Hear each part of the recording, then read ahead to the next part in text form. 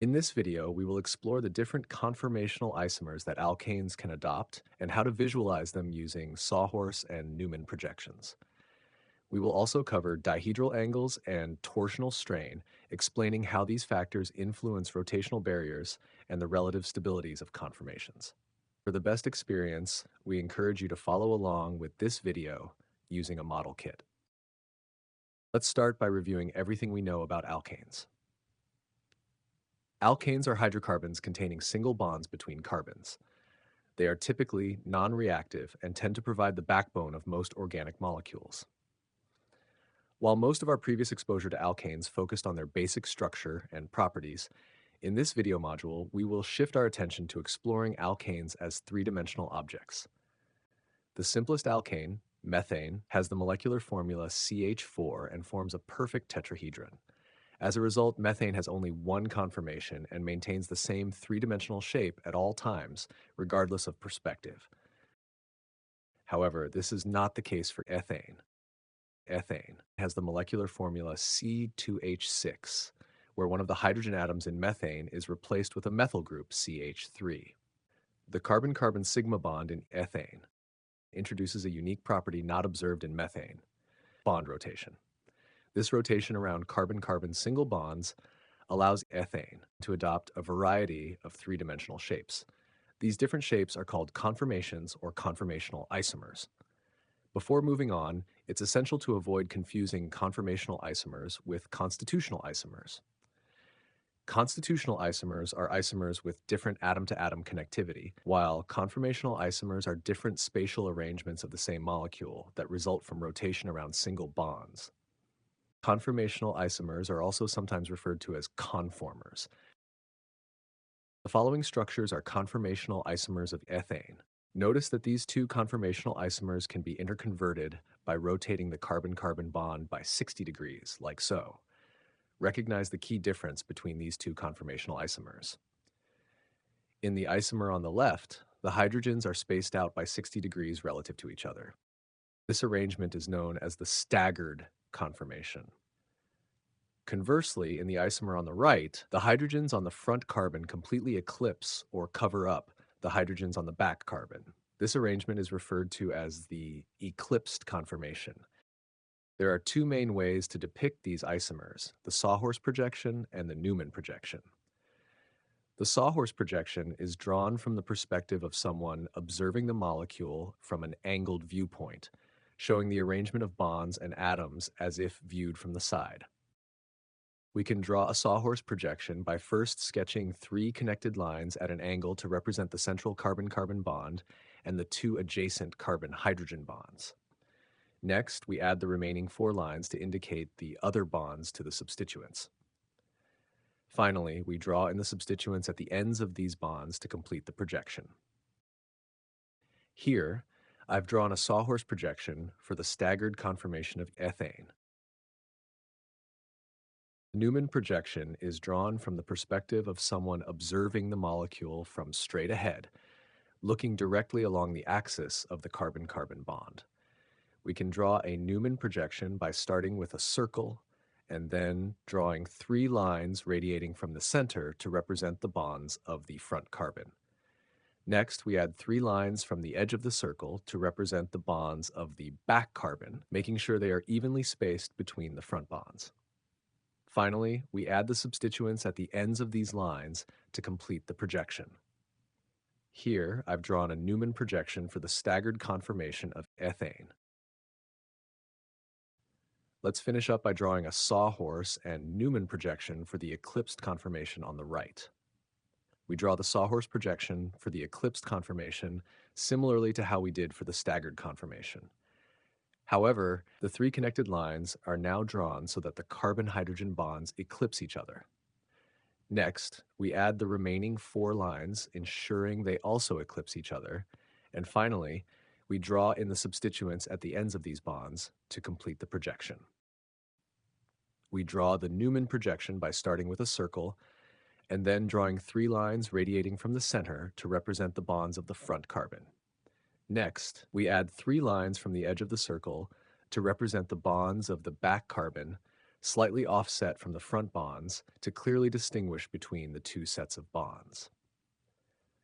Finally, we add the substituents at the ends of these lines to complete the projection. Now that we've completed our projections, we can introduce the concept of dihedral angles.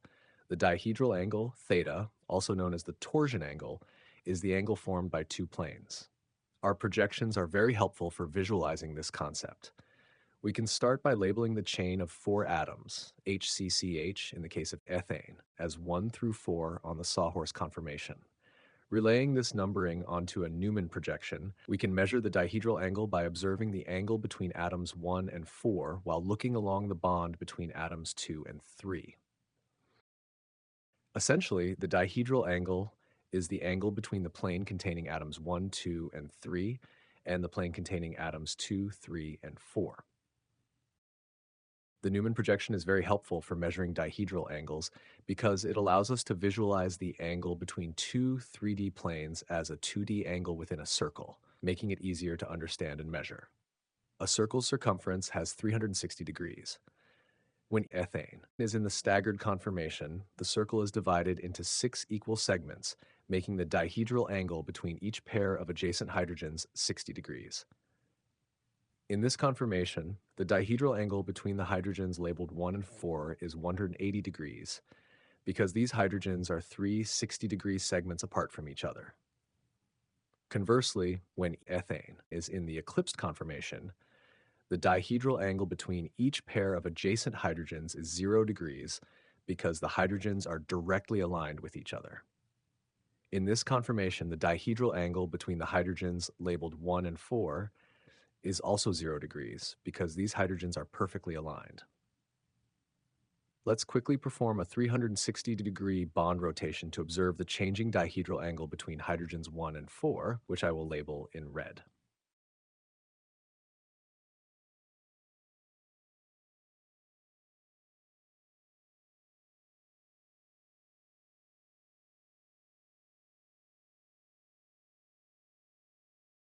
Here are a couple more things to keep in mind. We call two atoms with a dihedral angle of 0 degrees synparaplanar, and two atoms with a dihedral angle of 180 degrees antiparaplanar. This terminology will be important later on when we discuss other types of organic reactions.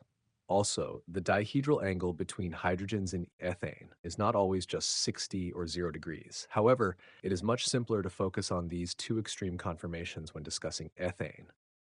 The staggered conformation is lower in energy than the eclipsed conformation, and experiments show that the energy difference between them, or the barrier to rotation, is about 3.0 kcal per mole. We can calculate this value given that the energy associated with one CH-CH eclipsing interaction is 1.0 kcal per mole. In the eclipse conformation, there are three CH-CH eclipsing interactions, each contributing 1.0 kcal per mole, thus making the total barrier to rotation 3.0 kcals per mole.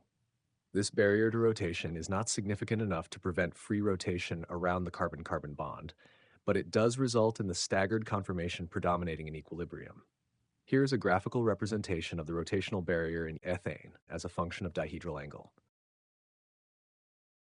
Finally, as ethane goes from a staggered to an eclipsed conformation, the carbon-carbon bond experiences torsional strain, which causes an increase in the molecule's energy. We'll conclude this video by exploring the unique conformational isomers of the next hydrocarbons on our list, propane and butane. Propane has the molecular formula C3H8, where one of the hydrogen atoms in ethane is replaced with a methyl group, CH3. Let's begin by drawing the sawhorse projection and Newman projection for this skeletal structure of propane. This conformational isomer is the staggered conformation of propane with the labeled hydrogen and methyl group separated by a dihedral angle of 180 degrees. The staggered conformation has an energy of 0 kcal per mole, making it the most stable form. From here, we will rotate around the bond in 60-degree increments to explore the other conformational isomers. By rotating 60 degrees counterclockwise, we transition from the staggered to the eclipse conformer. Unlike ethane, where the eclipsed conformer only has CH-CH bond eclipsing, propane has one CC-CH eclipsing interaction. The energy associated with a CCH eclipsing interaction is 1.4 kilocalories per mole. Using this value, along with the value for the energy associated with a CH-CH eclipsing interaction, we learned from ethane, about 1.0 kcal per mole, we can calculate the rotational barrier for propane, which comes out to approximately 3.4 kcals per mole. Butane has the molecular formula C4H10, where one hydrogen atom on each of the central carbons of ethane has been replaced with a methyl group, CH3.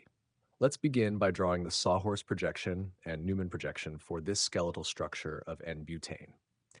This conformational isomer is the staggered conformation of N-butane with the two bulky methyl groups antiparaplanar, or separated by a dihedral angle of 180 degrees. Again, the staggered conformation has an energy of 0 kcals per mole, making it the most stable form. From here, we will rotate around the bond in 60-degree increments to explore the other conformational isomers. By rotating 60 degrees counterclockwise, we transition from the staggered to an eclipsed conformer of butane. In this eclipsed conformer, there is one CH-CH eclipsing interaction and two CC-CH eclipsing interactions. Using the same calculation we did for propane, we see that this conformation has an energy of 3.8 kcal per mole. Rotating another 60 degrees counterclockwise, we return to a staggered conformation of butane. However, in this staggered conformation, the two methyl groups are separated by a dihedral angle of only 60 degrees, compared to 180 degrees in the previous staggered conformation. This closer proximity causes some destabilization due to the increased steric hindrance between the methyl groups. This specific destabilizing interaction is known as a gauche conformation. The gauche conformation has a strain energy of approximately 0.9 kcals per mole, making it more stable than the eclipsed conformations, but still higher in energy than the staggered conformation, where the methyl groups are anti to each other. Although the specific energy values can vary, the gauche conformation generally refers to any staggered conformation of a hydrocarbon, where a pair of bulkier substituents, such as methyl groups in this case, is separated by a dihedral angle of 60 degrees. Rotating 60 degrees counterclockwise one last time, we transition to the eclipsed conformation of butane, where the methyl groups are synparaplanar. In this conformation, we have two CH-CH eclipsing interactions and one CC-CC eclipsing interaction. The energy of a CC-CC eclipsing interaction is around 3.0 kcals per mole.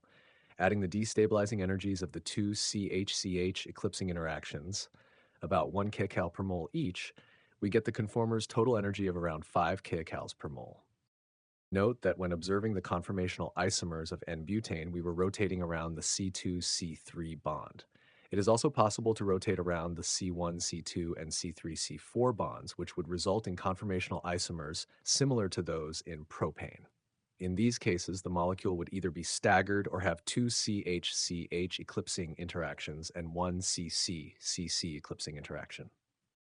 As always, let's do some practice.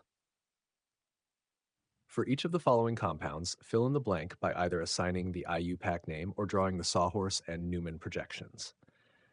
Feel free to pause the video and try these problems on your own first. In the first row, we are given the Newman projection of this molecule and asked to assign the IUPAC name and draw the sawhorse projection. When visualizing a molecule in 3D, it's always good practice to build a model of the molecule first. We can then orient the model to match the representation in the Newman projection. By rotating the model to observe it at an angle from the front, we can complete the sawhorse projection for this molecule. By rotating the molecule to observe it from the side, we can determine the IUPAC name for this molecule. We can start by identifying the parent chain, a 5-carbon alkane, giving us the base name pentane. From here, we observe that our bromine substituents are on carbons 2 and 3 when we number from the direction that gives the groups the lowest number. This gives us the name 2,3-dibromopentane. In the second row, we are given both the IUPAC name and the Newman projection and asked to draw the sawhorse projection. Once again, we will start by making a model to help us visualize the molecule in 3D. By rotating the model to observe it at an angle from the front, we can complete the sawhorse projection for this molecule. In the last row, we are given the structure of linalool and asked to draw the Newman and sawhorse projections for the molecule looking down the C3-C4 bond. As always, we will start by making a model to help us visualize the molecule in 3D. We can then orient the molecule to match the perspective required for the Newman projection. From this orientation, we can place the substituents in their corresponding positions in the Newman projection. By rotating the model to observe it at an angle from the front, we can complete the sawhorse projection for this molecule as well.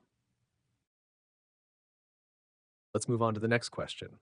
Identify whether the following molecules are constitutional isomers, conformational isomers, or neither. Feel free to pause the video and try these problems on your own first. An easy way to tell if the two molecules are identical or isomers is to represent them with the same projection. I will be matching the sawhorse projections to Newman projections, but it is still correct to redraw the Newman projection as a sawhorse. For the first set of molecules, we can orient the sawhorse projection to match the perspective represented by the Newman projection. Reorienting the molecule into the Newman projection does not give us a molecule that matches the one on the left. Right off the bat, we can rule out these two molecules being constitutional isomers because they have the same atom-to-atom connectivity.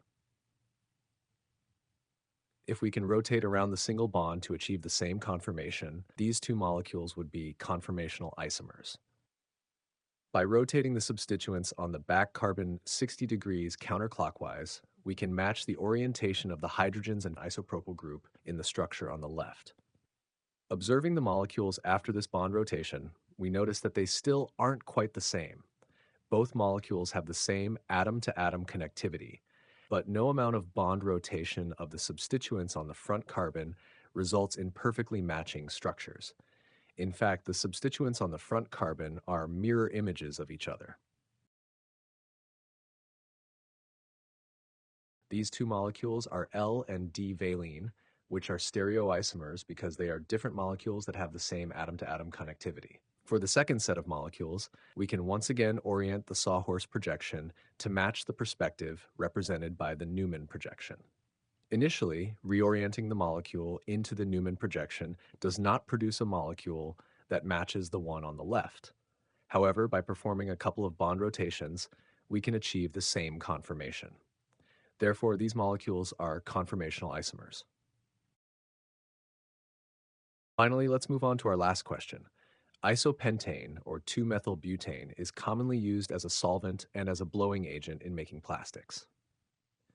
Given below are Newman projections drawn by looking down the C2-C3 bond. Predict which conformation is the most stable and which is the least stable by calculating the relative energies of each conformation. Let's begin by labeling the Newman projections A through F and work our way down each row. In conformer A, two methyl groups are Gauche to each other, giving this conformation an energy of 0.9 kcals per mole. Conformer B has three CC-CH eclipsing interactions. The energy associated with a CC-CH eclipsing interaction is 1.4 kcals per mole, accounting for the total energy of 4.2 kcals per mole. Like conformer A, conformer C has only one pair of methyl groups Gauche to each other, giving this conformation an energy of 0.9 kcals per mole as well. Conformer D has one CC-CH, CC-CC, and CH eclipsing interactions, adding up to a total energy of 5.4 kcals per mole.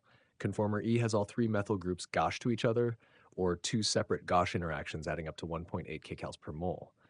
Finally, just like conformer D, conformer F has one CC-CH, CC-CC, and CH eclipsing interactions, adding up to a total energy of 5.4 kcals per mole as well. Now we can rank the conformers from most stable to least stable. Conformers A and C are the most stable due to having the lowest energy, while conformers D and F are the least stable due to having the highest energy. As always, thank you for watching, and I'll see you next time.